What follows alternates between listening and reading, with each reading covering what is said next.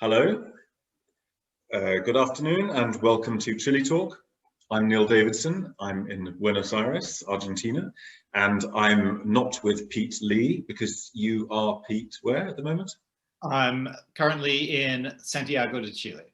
Okay, well, man of interprovincial man of mystery, because I often find you in Valparaiso.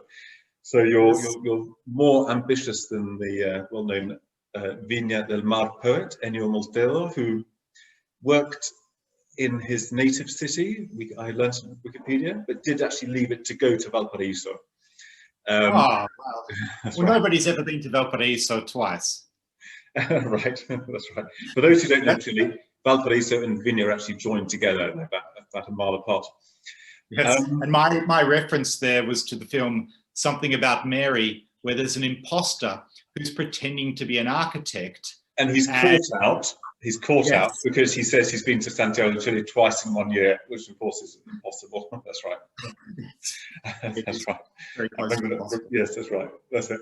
Well, but that was a few years ago. I think things have changed. You know, Chile is definitely more on architecture-wise, not for the better. Mm-hmm. Anyway, so our topic this week is going to be we've done speaking Spanish in Chile, and things like what's Spanish called in Chile. Now we're going to do speaking English in Chile. So, you know, is there a kind of specifically Chilean dialect of English? I mean, what would that be called, I wonder? Well, there certainly is, and it's called "Hello, my friend." Right. And there's a reason for that. Because when a speaker of "Hello, my friend" begins to speak English to a suspected English speaker, the first thing that he usually will say is, "Hello, my friend, where are you from?" And that's right. That's right. Yes, that's right. That's right. You know, that didn't used to happen. I mean, you know, back in the old days, I'm talking about the latter half of the 90s when I first knew Chile. Nobody spoke English. Nobody. You know. And it was very nice. So you just didn't get that annoying thing of, you know, there you are, so proud of your Spanish, and you're just talking in Spanish, and then somebody like comes in English and insists on addressing you in English for the whole evening. That didn't used to happen, but now it does. How do we explain this change? Has the education system improved?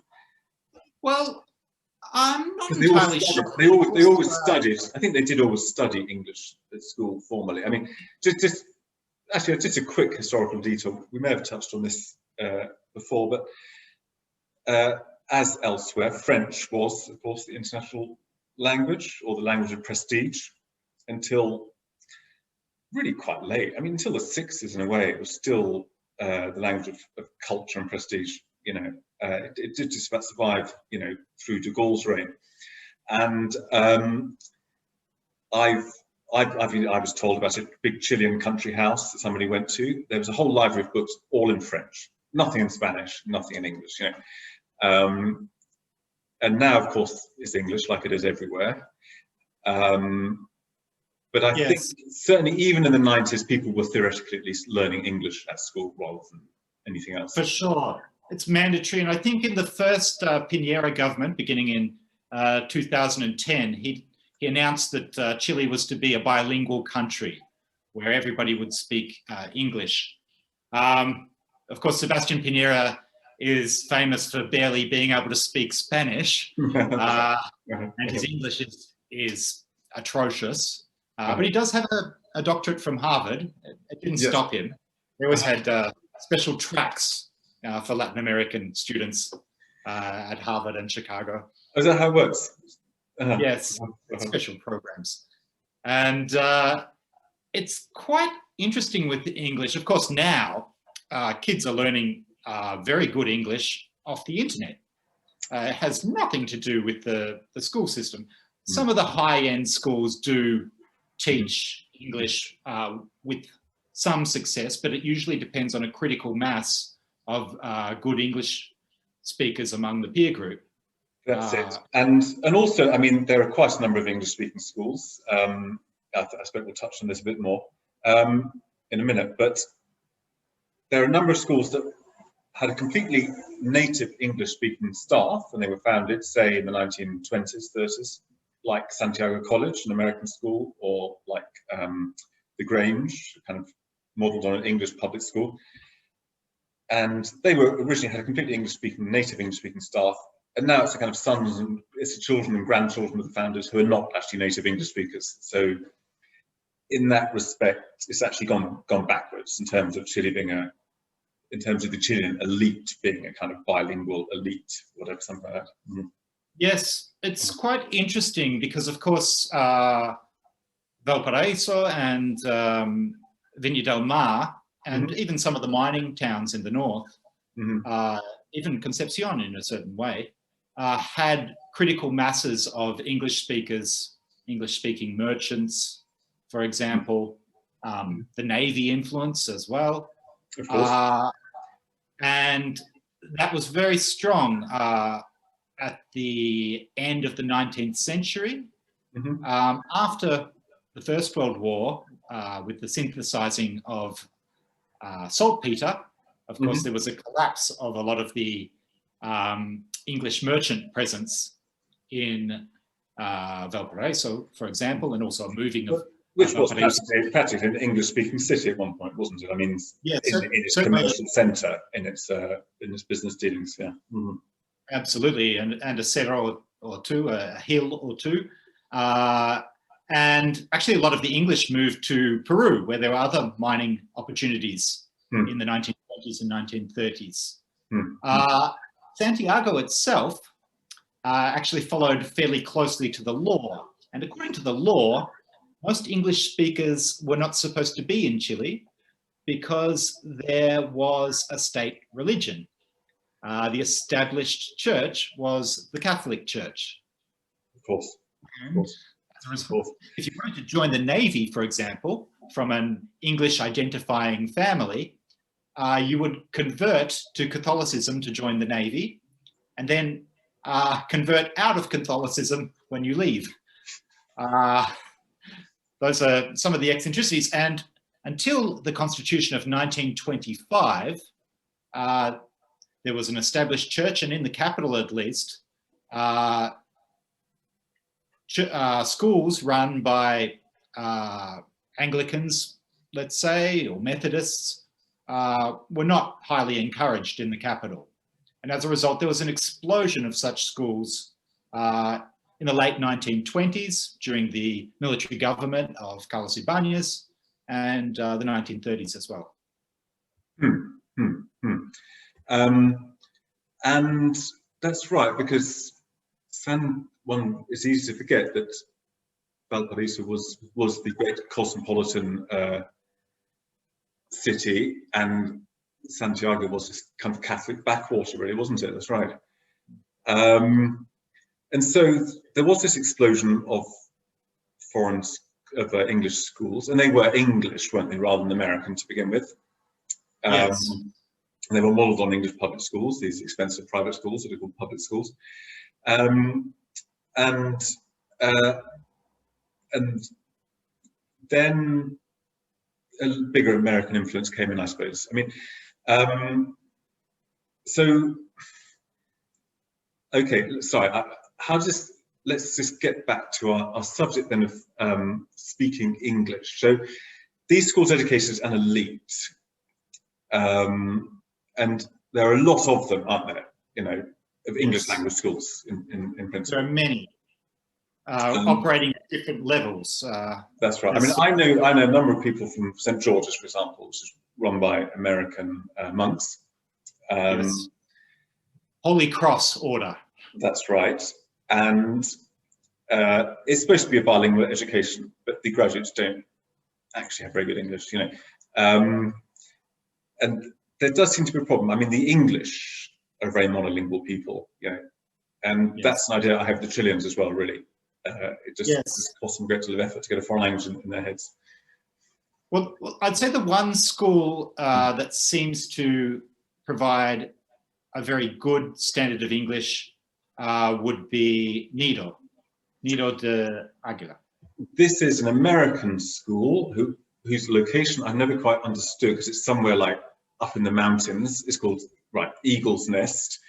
Well named. Eagle's eyrie, I think, is a nice way of putting it. Yes.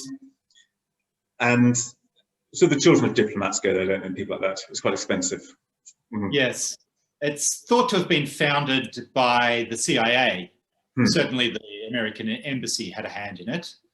And of course, its name is an example of irony, sharing its name, of course, with Hitler's holiday house. That's right. And that one just floats by. That seems to be perfectly fine. Much as there's a university called Universidad de las Americas, the University of the Americas, which which has the same name as the CIA training school for Latin American dictators to send their people to learn how to sort of torture people and stuff. Of course, yes, that's right. So that betrays a certain kind of unconscious. Yeah, go on. Unconscious irony, I think. Okay, I'll speak. It betrays a certain kind of sense of humor, a fairly dark sense of humor that I'm not entirely sure is well followed by many Spanish speakers. And I have a theory about that. Okay, let's say, first of all, you think these were named deliberately as a joke? I certainly do. I don't think there's any other way that could happen. And you could explain to people, oh, you know, the bald eagle is the mascot of the United States. But there is no way that that the kind of people who were running the operation in South America at the time were not making a joke, I think. Oh, interesting. Okay. Very, very, very interesting idea to put away, you know, to put away something back in one's mind. Okay, so this although even if the founders of Nido de Aguila were in fact American, but you think this reflects a kind of Chilean outlook on life, a Chilean sense of humour that wouldn't be well understood elsewhere? No, I think it reflects an American and an English-speaking sense of humour that goes below the radar locally.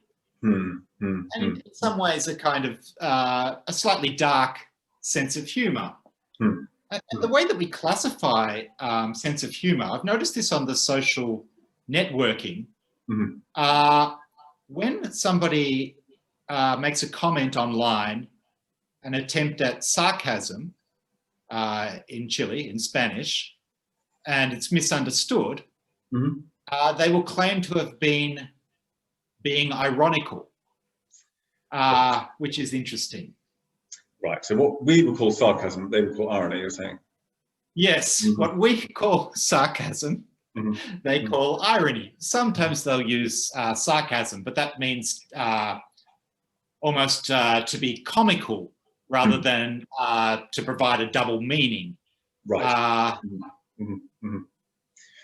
Kind of accentuation is sarcasm. Yes, I see. Yeah.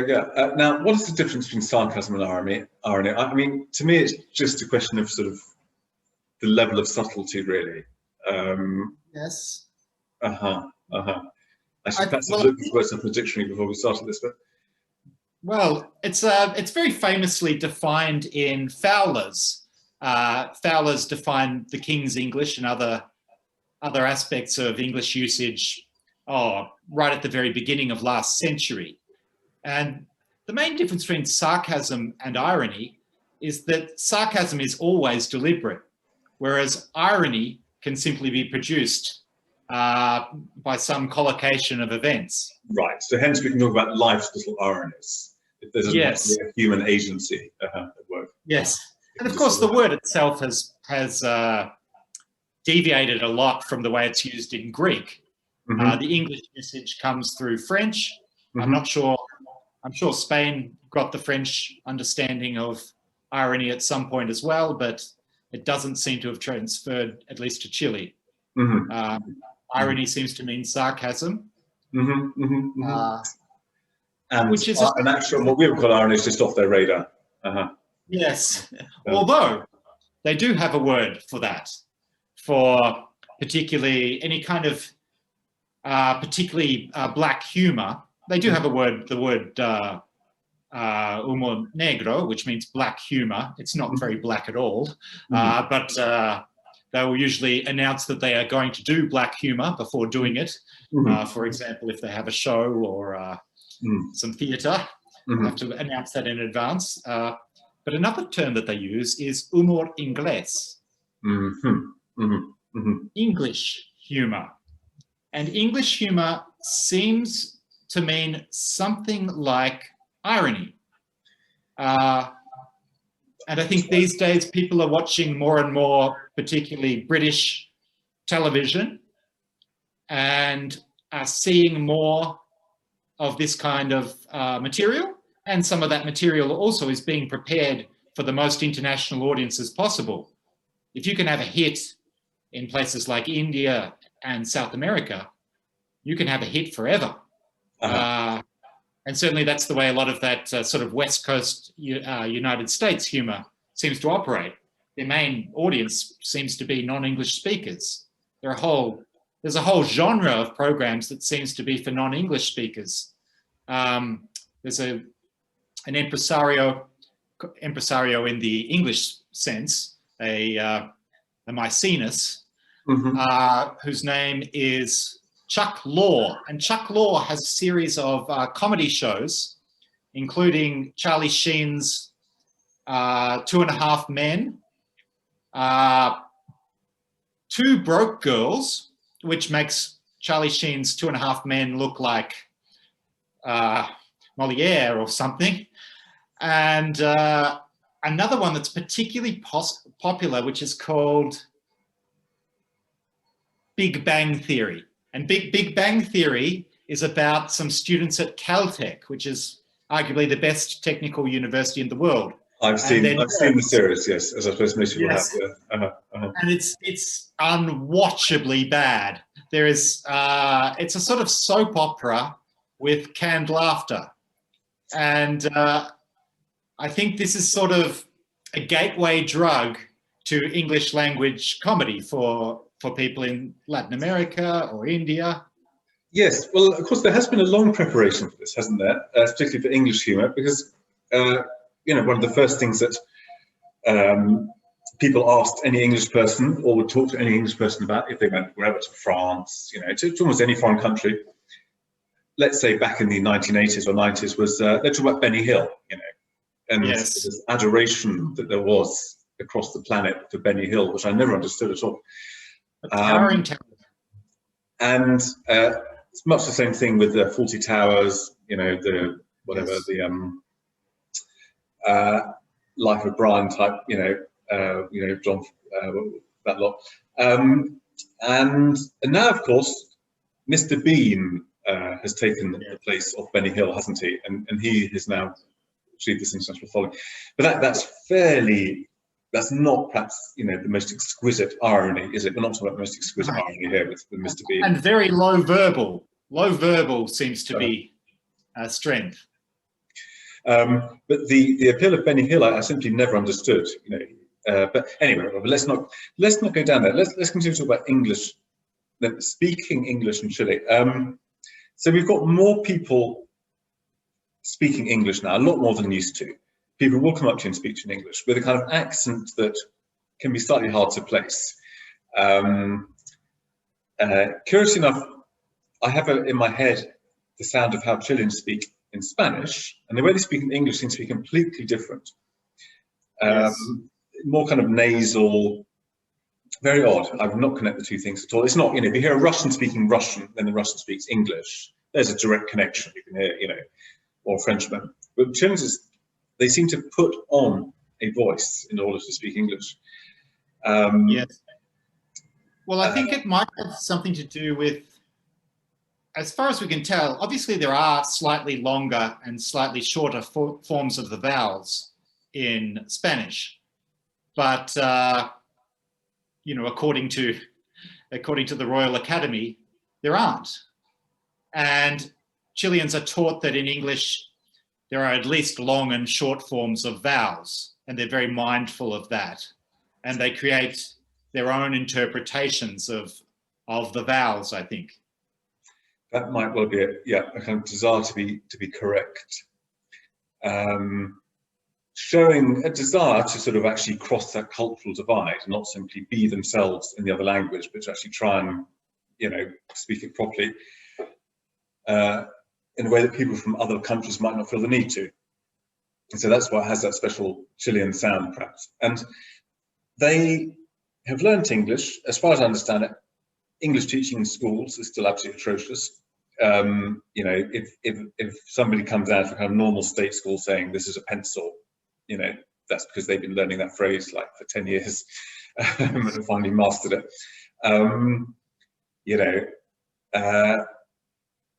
but people do speak more English, and that must just be social media, YouTube and stuff, I guess. Oh yes, they're coming ahead leaps and bounds in this extremely natural way from engaging with these materials that are available at the click of a button in a way that was never achieved in 150 years of trying to promote English, perhaps for communication, but also for class distinction and other purposes that it's held in the past.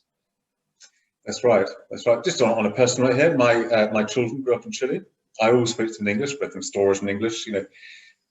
So they were kind of bilingual in a way, you know, they understood it perfectly. But this was my, sort of, you know, rather sort of slightly sort of posh English and these kind of stories I read. But then from TV and YouTube, they're completely bilingual. They've not spent time there. And my son, you know, speaks a lot of the time like a kind of South London kind of grime rapper, you know, and to perfection, you know. But, or he can do an American accent in a way that I'm just incapable of doing. He's never been to the United States. So this is, you know, to somebody of my generation, you know, this is all a big change. You know? Yes. Well, I have a friend who has two sons who spent time in Australia, spent 3 or 4 years in Australia. One of them when he was very young, he was probably about 5 or 6 when he arrived, and his brother, who was 3 years older than that, I think, possibly 4. And the elder one speaks picked up and speaks with an accent that is very, very close to a Melbourne accent. It is a Melbourne accent. That's where he was. And he's maintained that. But his younger brother speaks a bit like Prince William. And of course, Prince William speaks nothing like any other heir to the throne has ever spoken before. He speaks in a kind of estuary fashion of English, I think, on purpose, but still a posh estuary accent, certainly not a Sloane Square accent. And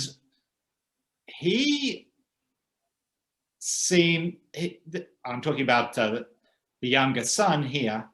I'm not sure how he picked up this accent, but it does sound lovely. It sounds very nice, as does his brother's Melbourne accent. And the main way that they maintain their English is not only by online, but also they speak to one another all the time in English. And they're excellent. And there are very few cases like that I've encountered in Chile. Right. And that comes with that early exposure, because my children have always spoken to each other in Spanish. Yes. So however you start, you just keep on doing, it seems. Yeah. Yeah. Okay. Well, so we've taken, you know, perhaps a slightly roundabout approach to the subject of speaking English in Chile. So, are there any other? We've got our next development in this wonderful sub-series on speaking English in Chile. We're going to interview a Chilean. That's right. Now, who is our interviewee going to be? Well, a special guest, and we will be teeing up that interview. Well, I'd like to say in the next couple of weeks, but we'll see how we go with our logistics. Absolutely. Okay, good. Well, we shall look forward to that. I hope you look forward to it too. Thank you for joining us here at Chile Talk, and see you next time. Many thanks. Thank you.